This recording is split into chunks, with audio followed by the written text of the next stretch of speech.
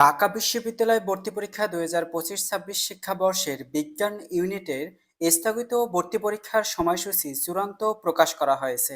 অর্থাৎ স্থগিত বিজ্ঞান ইউনিটের ভর্তি পরীক্ষা কবে অনুষ্ঠিত হবে সেই সংক্রান্ত বিস্তারিত বিজ্ঞপ্তি প্রকাশ করা হয়েছে ঢাকা বিশ্ববিদ্যালয়ের ওয়েব। ২০২৫-২৬ শিক্ষাবর্ষে ঢাকা বিশ্ববিদ্যালয় বিজ্ঞান ইউনিটে মোট আবেদন করেছেন ১,১৯,৪২৯টি আবেদন করেছেন, যার আসন সংখ্যা রয়েছে ১,৮৯১টি আসন সংখ্যা রয়েছে, যার বিপরীতে আবেদন করেছেন ১,১৯,৪২৯ জন। তবে প্রতি আসনে লড়বেন ৬৮ জন শিক্ষার্থী।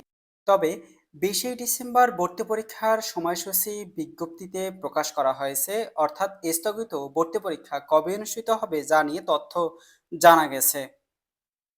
ঢাকা বিশ্ববিদ্যালয়ের অধ্যাপক আব্দুস সালাম তিনি বলেন, আগামী ২৭শে ডিসেম্বর বিজ্ঞান ইউনিটের ভর্তি পরীক্ষা অনুষ্ঠিত হবে। এদিন বিকাল ৩:৩০ থেকে পরীক্ষা শুরু হবে।